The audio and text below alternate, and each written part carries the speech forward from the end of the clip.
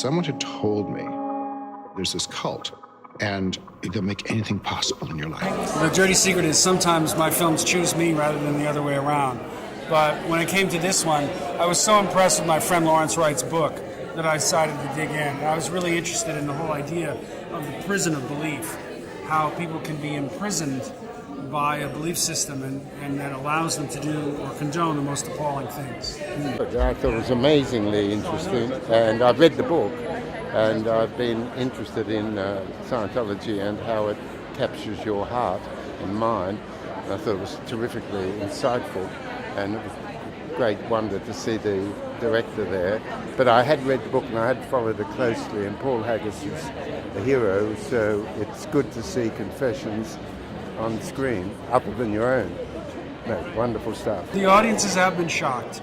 I think, we were able to penetrate, particularly with getting images inside the church and some of the big church ceremonies that are pretty shocking, I think, and the journey inside by these people who were in the church for so long is pretty illuminating for people.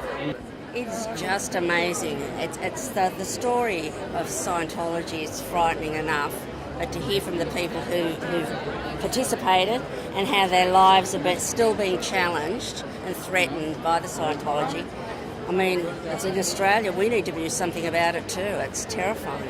Look, no, I did. We were just talking about it. I wasn't expecting the intensity and how scary some of the stories actually were. I just thought it was going to be a film about a cult that's a bit weird, and I actually thought it might be a bit funny, and it actually turned out to be, even though there were plenty of laughs. It was quite frightening, quite intense to see the damage, real damage that had been done in these people's lives, the people who've gotten out and had such amazing stories to tell. I'm really full of admiration that they were brave enough to actually get in front of the camera to tell them.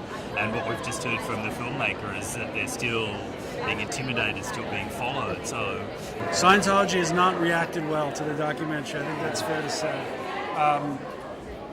They published 2 full-page ads with my picture on them in the New York Times and the LA Times attacking me and the film.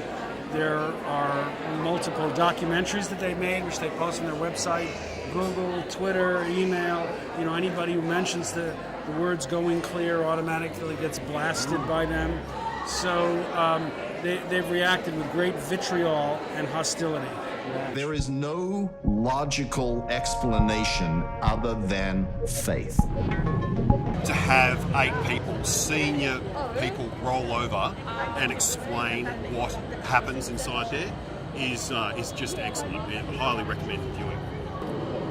But it seemed almost futile, the whole of what it revealed about the organisation and how vindictive and dangerous they are. So, yeah, very good film though. I think our film is allowing people to talk openly about it, which I think they felt they weren't allowed to do before. Scientology tries very hard to both cloak itself in the American First Amendment, the freedom of speech, but at the same time tries to shut down everybody else's speech about the church. And I think now people are openly talking about it, and particularly in Hollywood, where I think because of Tom Cruise in particular, that everyone was afraid of speaking openly about the abuses. Great film, great expose of a cult.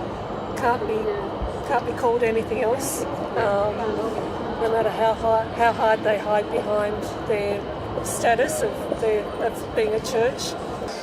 No partisan trainings. The odd thing about Scientology is they tend to like to criticize with a cloak of anonymity. They don't really, I've gone on many chat shows all over the world, and representatives from Scientology are always invited, and they never show up.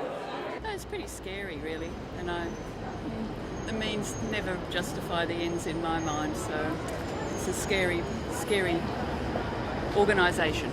Anyway, I'm really pleased that it was here, and I did think about, I think in the 1980s, Hail Mary showed here, and I can remember the demonstrations outside and the bomb scare, and I wondered if the Scientologists were actually that organised.